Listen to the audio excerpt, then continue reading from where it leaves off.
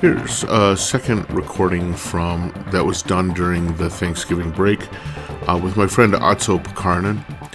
Fantastic guy, one of the nicest people you'll ever meet, but also he has an encyclopedic knowledge of almost everything musical. And he also has some really great ideas about creativity, and particularly how you set yourself up for success when you are trying to put something new together. So I hope you enjoy this a lot, and we'll talk to you here at the end of the podcast. Okay, today I have the great pleasure of speaking with a guy I seem to have known forever, although we haven't spent much time around each other, but every time we do, it seems it's very comfortable. One of the nicest people I know. His name is Otso Pakarinen. And he is probably most widely known for his work with collaborators as Ozone Player. I got to know him through Mike Metley and through Mike's kind of network of experimental and space type musicians. I find his work really intriguing. He has albums that go back to the beginning of this century, and I've always enjoyed his work. And I was really pleased when I reached out to him. He was happy to talk to us on the podcast. So, with that, I want to introduce you to Otso. Otso, how are you today? Hi, I'm fine, thanks. I'm at my studio and relaxing after a hard day's work. Well, I appreciate you taking the time to talk to us. This is really great for me. I love getting a chance to kind of push beyond my local network of people. And you are very not local. You're based out of Helsinki, right? I'm local, yes. Yeah, right. I'm local in Helsinki. Right, there you go. Which luckily now the internet makes you sort of my next door neighbor anyway. So yeah, it's wonderful, isn't it? It is. Typically in my podcasts, I start off asking people to tell me a little bit about their background. Now, you have a really interesting background, so I hope that you'll kind of dive in and tell us how you got to be the person that you are and what you're doing now. I'll start from the early 70s. I was, I think, 12 years old and wanted to play in a rock and roll band and started playing the electric guitar, and we formed several bands in my hometown, and with that I became hooked in making music, and music has been with me ever since. So I gradually moved to keyboards and found that synthesizers were really my thing. That was towards the late 70s. After school, I went to work for a couple of years just to get some money to get some more gear. Right. Many people like me, all my spare money always has been going to buying musical gear. And also I started to be interested in recording. So I got some tape recorders and also borrowed from friends who had 4-track or 8-track real tape recorders, and started making recordings somewhere around the very early 80s. I made some cassette releases, and then I moved to Helsinki to study astronomy and formed a new band immediately. We had a small studio. At one point it was inside a swimming pool that was emptied from water. That was kind of the worst studio I have ever worked, because it was acoustically totally unusable. Right. And the recordings didn't sound very good. Right. Anyway, then in the mid-80s, I found some new things that were really interesting, like computer graphics and computer programming. Soon I found that I had dropped out of the university and was working in a video company doing computer video graphics, and in another company which I started with a couple of friends, making soundtrack music for corporate videos and TV commercials and things like that. Right. And that's basically the company I'm working even today. I have a small studio in Helsinki that has all the gear necessary for producing music and also animation, motion graphics and video editing and all that stuff. So that's where I am now. Sure. Literally. You're right. Yeah, truly. Boy, that gives me a lot to want to talk about. So, first of all, I think it's interesting that you, like I, started off with guitar, but it sounds like you pretty quickly moved to using synthesizers instead of guitars. What was it about the synthesizer that really kind of drew you in? I think it was the sound. Well, electric guitar also had a sound that I wanted to be able to make. And then I grew up in the early 70s with all this progressive rock, with bands like Emerson, Lake and Palmer and Yes, who used lots of synthesizers. Right. And also Roxy music with Brian Eno and his solo albums. So the sounds those guys produced were just so intriguing that I really wanted to have a go at the same stuff.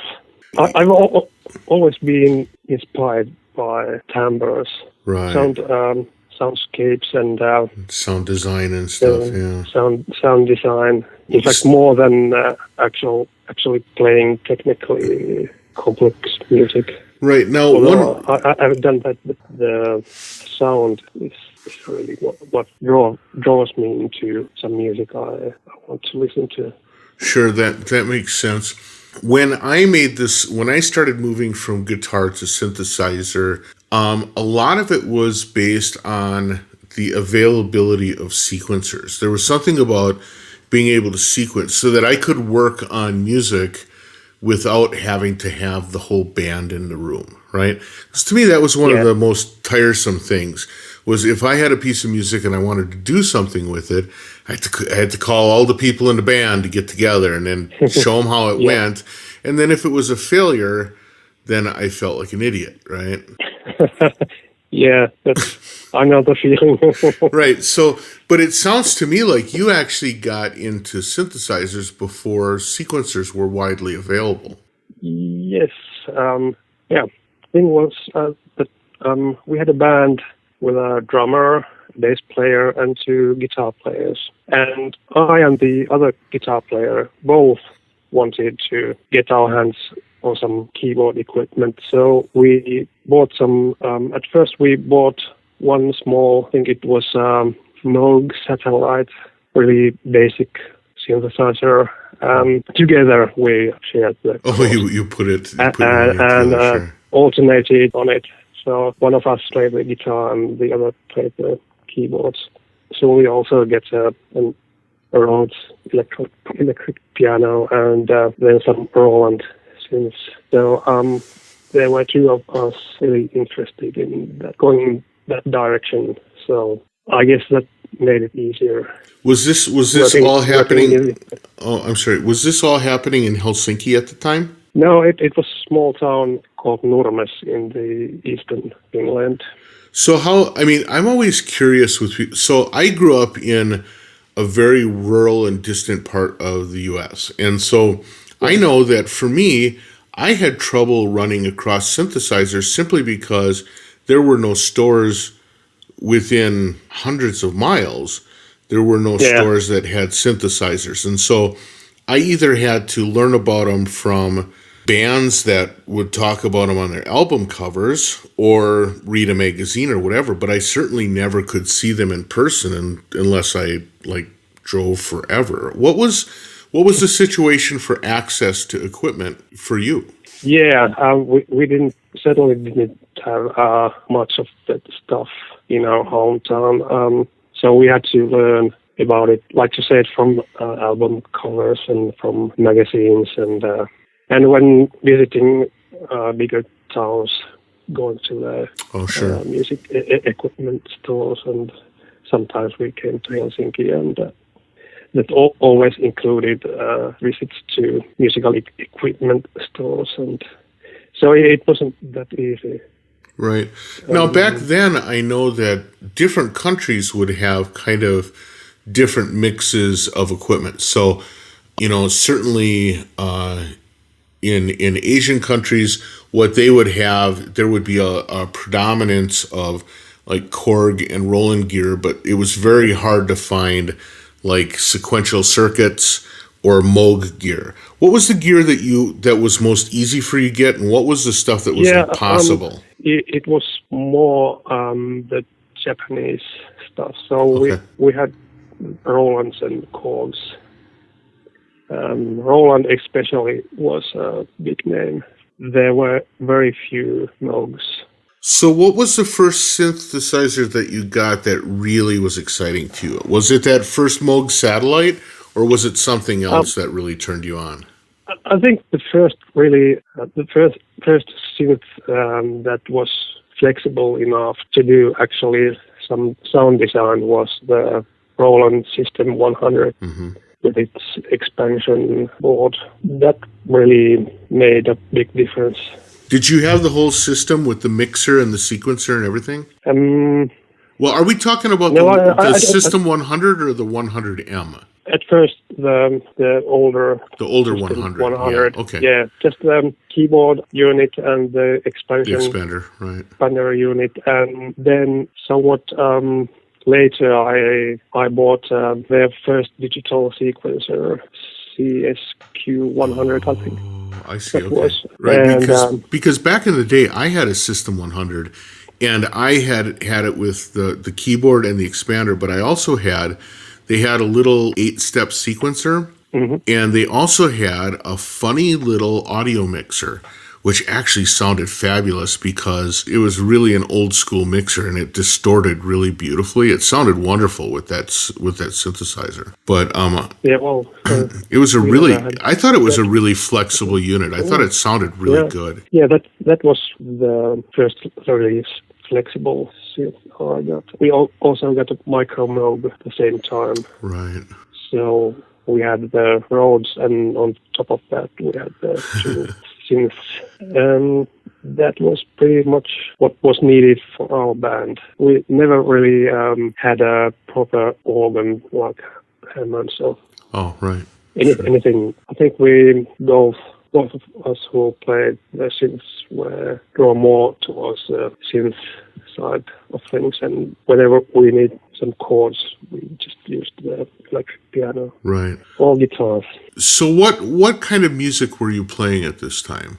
At first we played pretty complex progressive rock, and towards the late 70s we started to streamline that approach a bit, and with the synths, especially when more like in the year 80 or something, there were some new bands that were very inspiring for us, like Ultravox and Devo. So we started playing some kind of futuristic hybrid of prog rock and synth pop. Did you ever have vocals, or was it all instrumental? Yes. The other guy also was our main vocalist, and the bass player and drummer also, they did some backing vocals.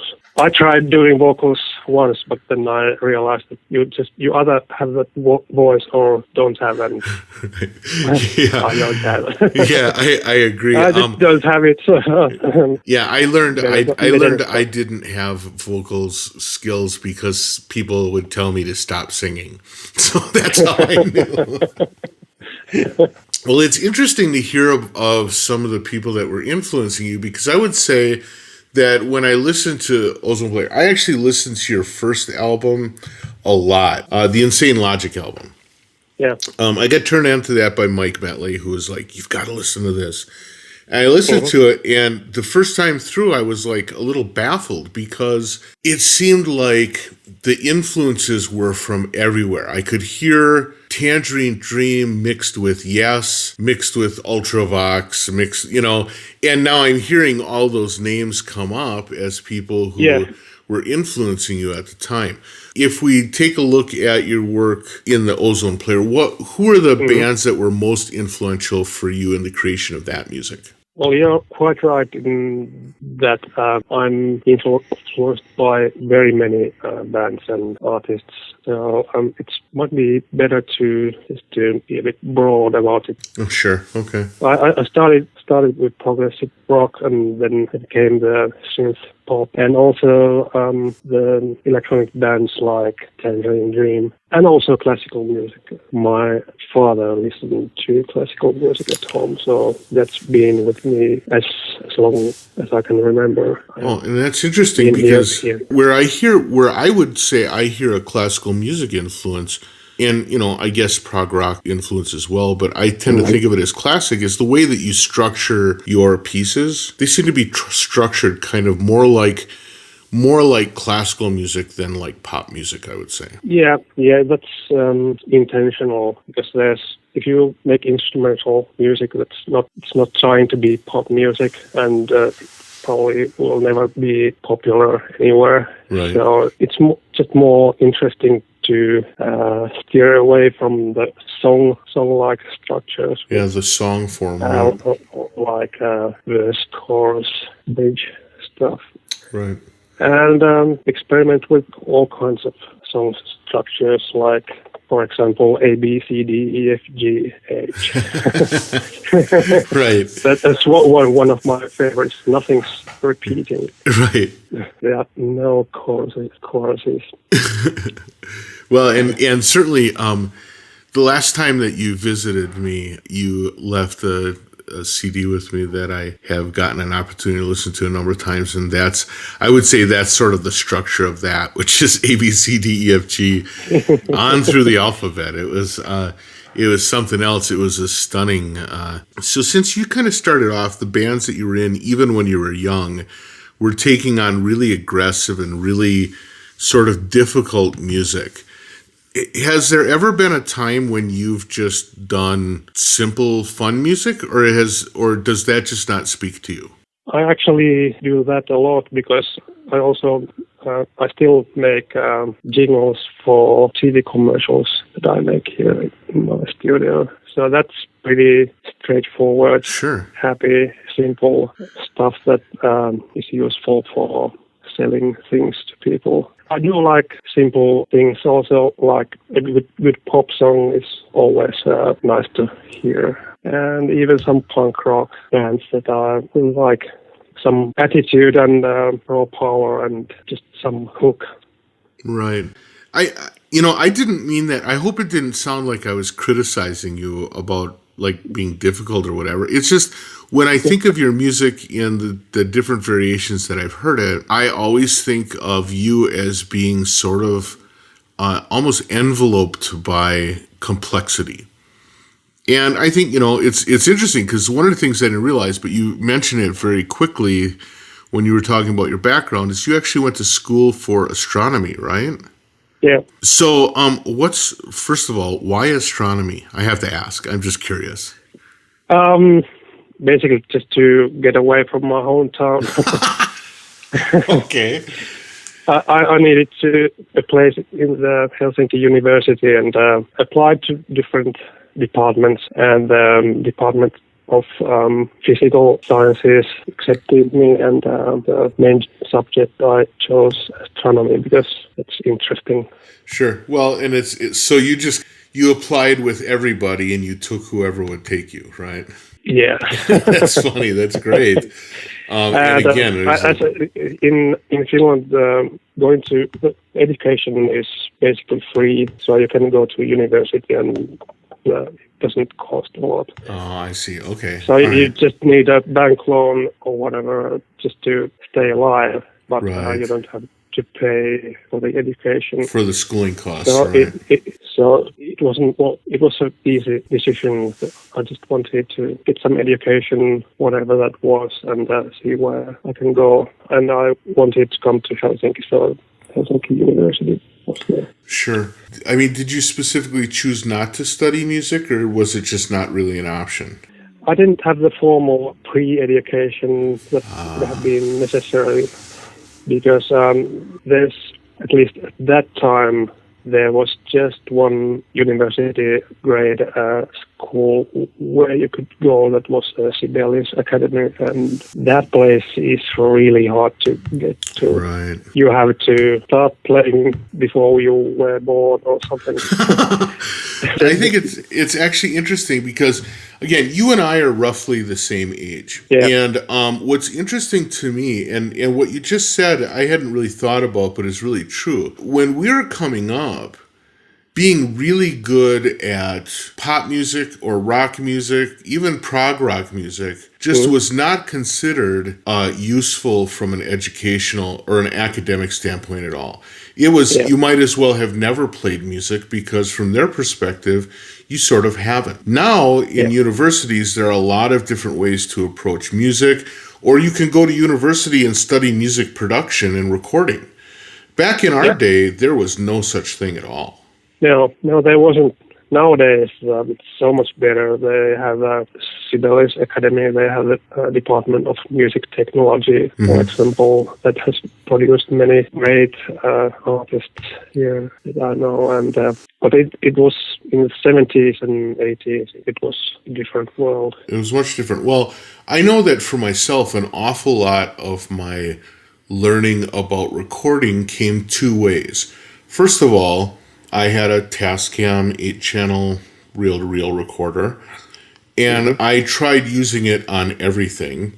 I tried making all kinds of crazy recordings, and I read everything I could about it. So that was a big part of learning, was experimenting, right? Yeah.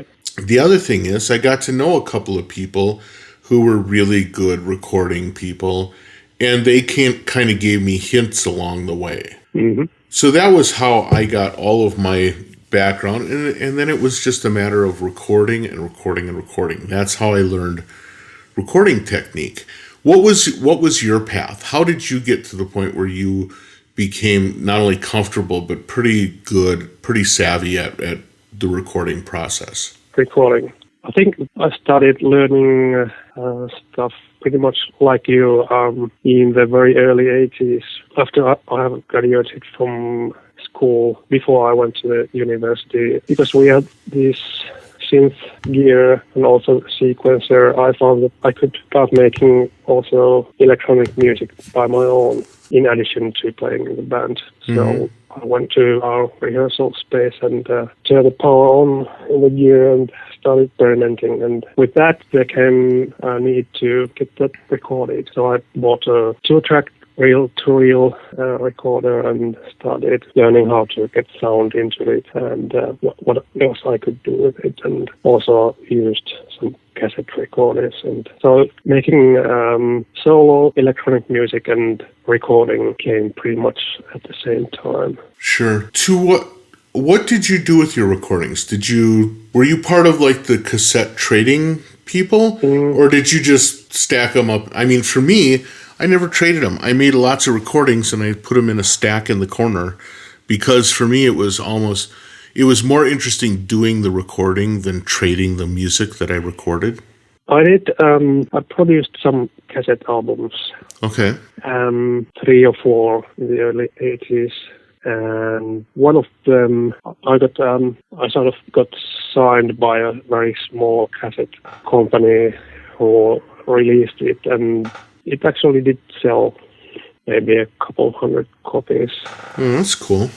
And then in the mid-80s, when we had the next band here in Helsinki, we went to many, well, actually all the record companies in Helsinki to try and get signed to a label, and one of them took us, the band that we had. But I had included my solo stuff on the B-side of the cassette I gave to the record company executive, and he had listened to that and said next time we met that, hey, this sounds pretty cool. We could release this as your solo album. Mm-hmm.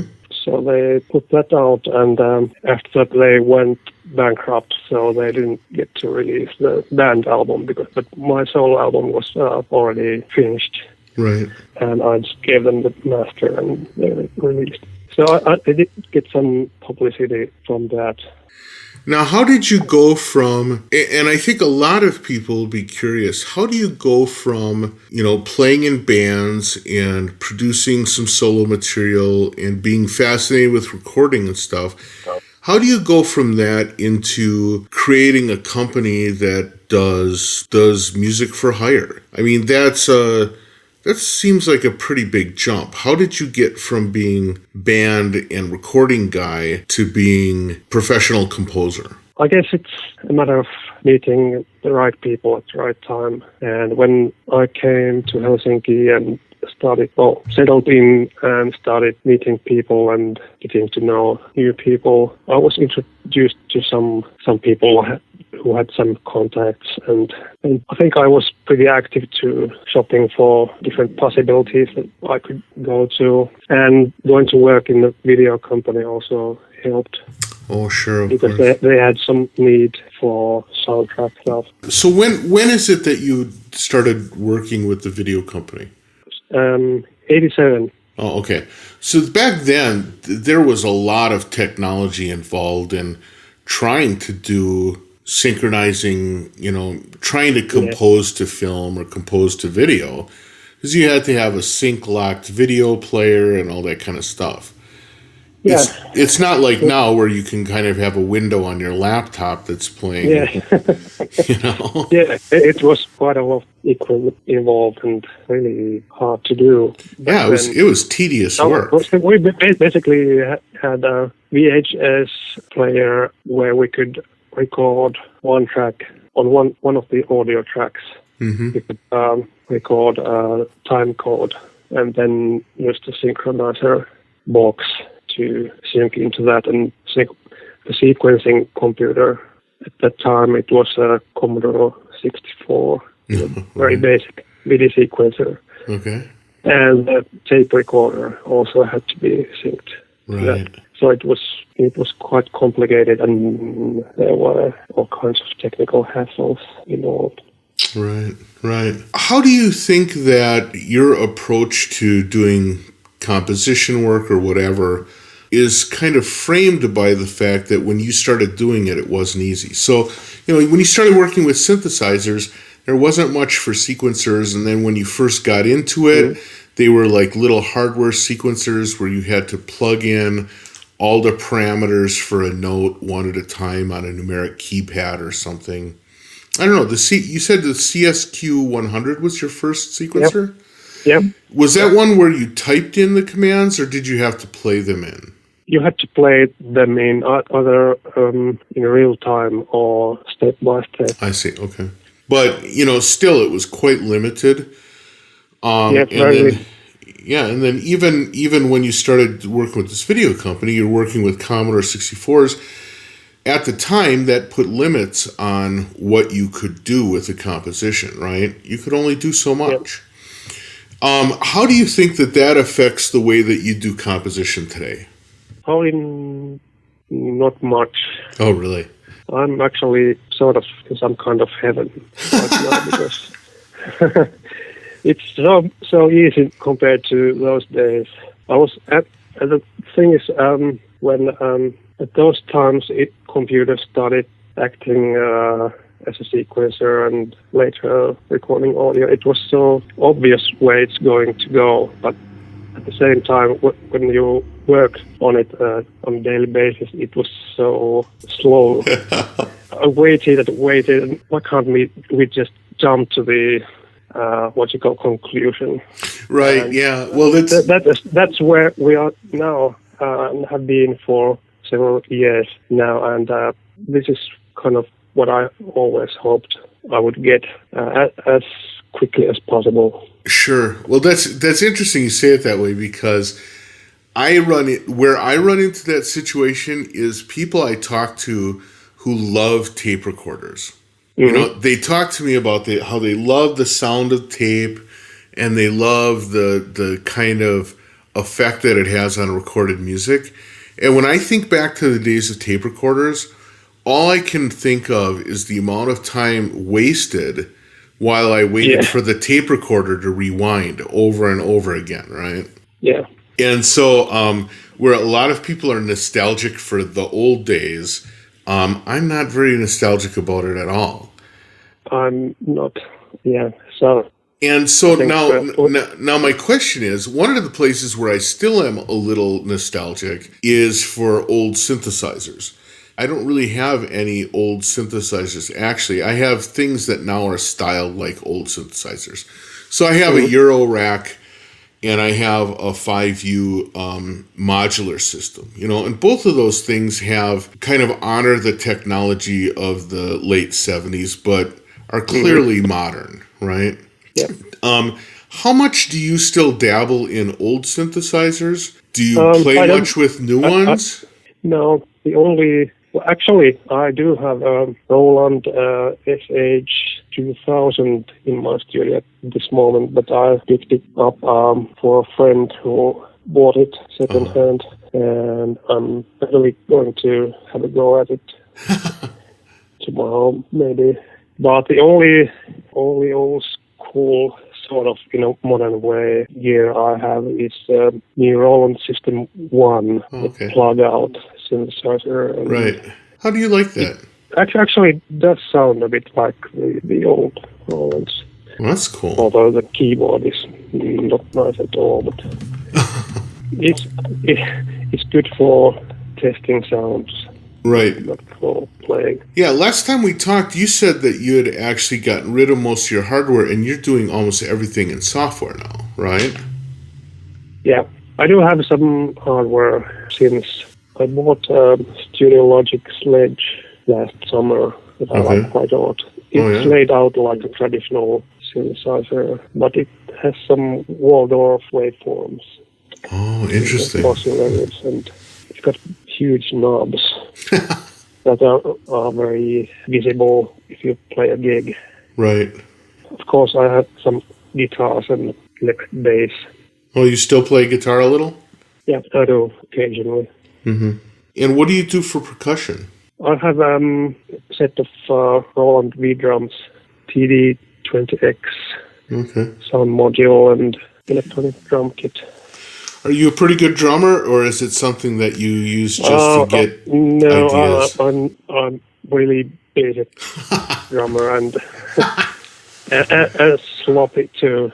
Right. So I think what I often do is if I'm doing pieces that require good drumming and authentic sounding drumming, is that I play what I hear the drummer should play on the electronic kit, and then send it to a drummer who does it for real. Right. He plays it like a drummer would play it. Right.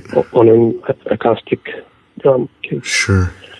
So that's when I really want to have the best possible drumming on some pieces. But then some stuff, it's not essential to have a good stylish drumming. Right. Sometimes it just needs to keep time, right? So that's when I often resort to playing some percussion sounds on the keyboard. Right. So that's the quickest way of getting some percussion things going on. So now, when you came up through the industry, is a very different time from now.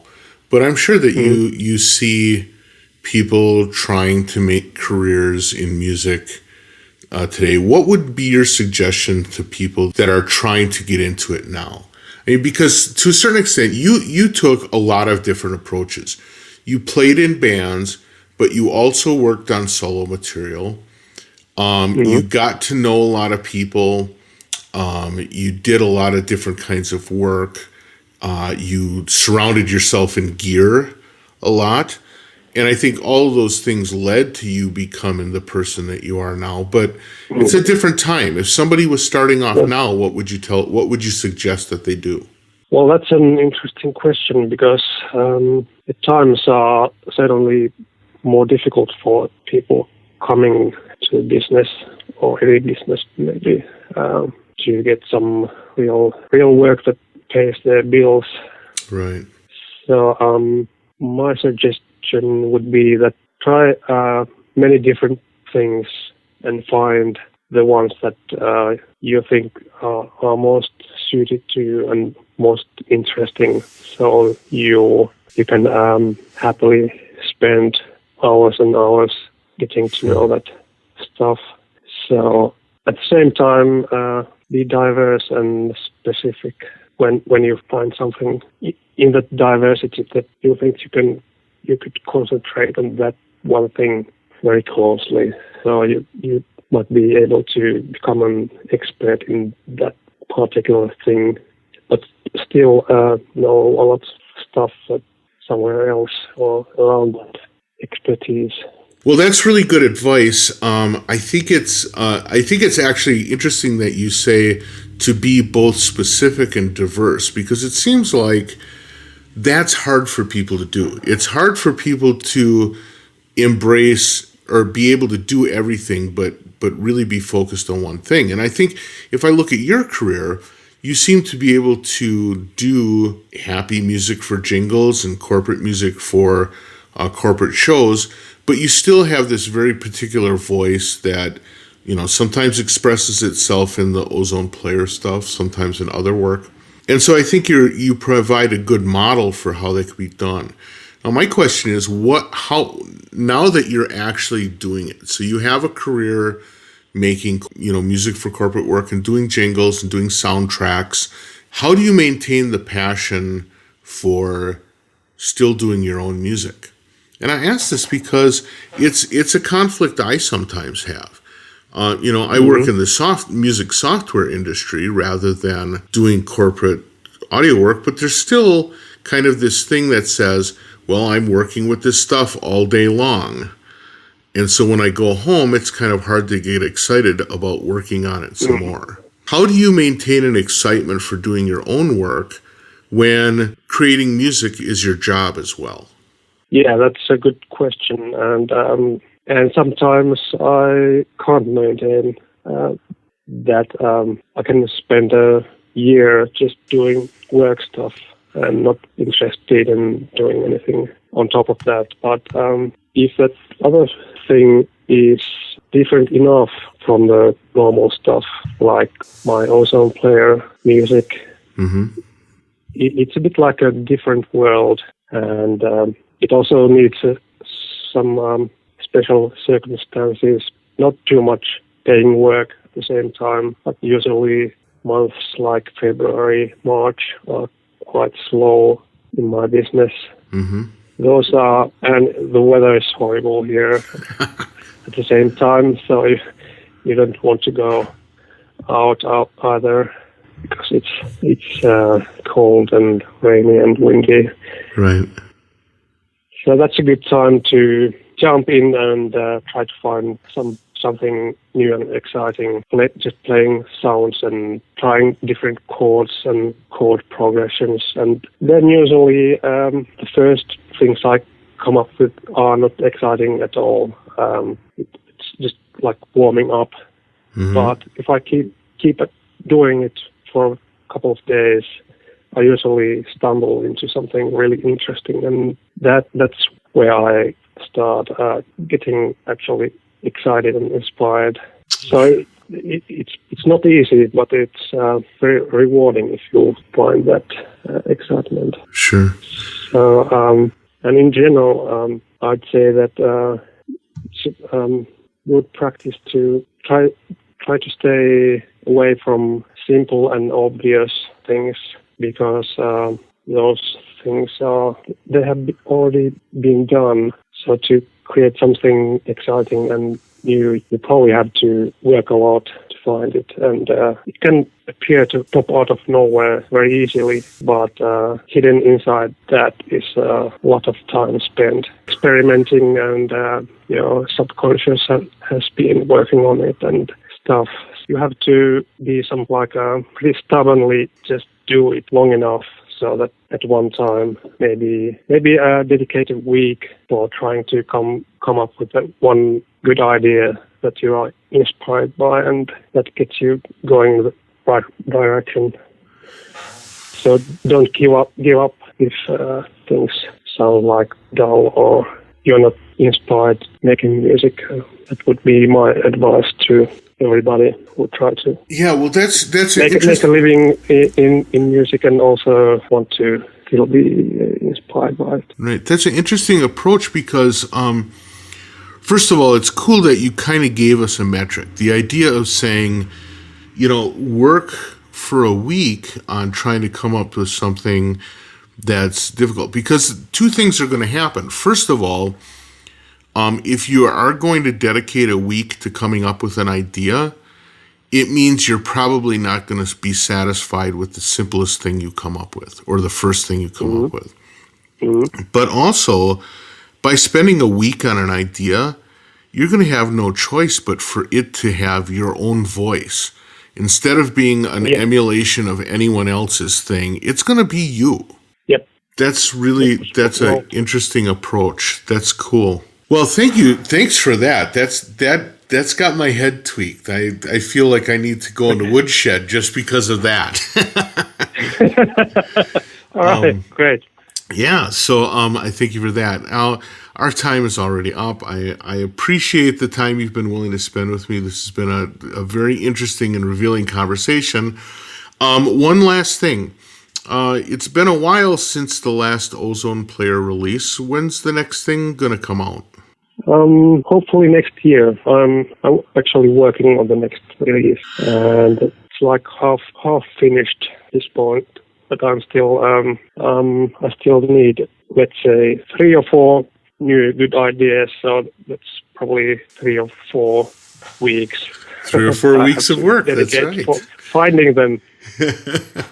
Well, that's make sure you let me know when that's out. I'll be looking forward to it. Yeah. In the meantime, for listeners, if you want to check in on it, you can look on ozoneplayer.com. There's information about what the his releases are available, as well as where you can get them. They're available in most digital places. Well, thank you so much, Otso, for spending the time. It was a great talk. Yeah, thank you. It was really great talking to you. All right. Have a good day. You too. Bye. And there you have it. Otso in a bag, so to speak. Thanks so much to everyone for listening. Thanks a lot to Otso for taking the time out on literally Thanksgiving Day, my time. Now he's in Helsinki, so I don't think they give a crap about Thanksgiving, but my family sure did, and they were actually quite cool about me spending the time talking to Otso. And anytime I get an hour with him, it's a great hour for me. So I hope you enjoyed this. Thanks a lot for listening. Remember to share the podcast with your friends, family, and even enemies, because they sometimes need creativity too. Otherwise, I'll talk to you next week.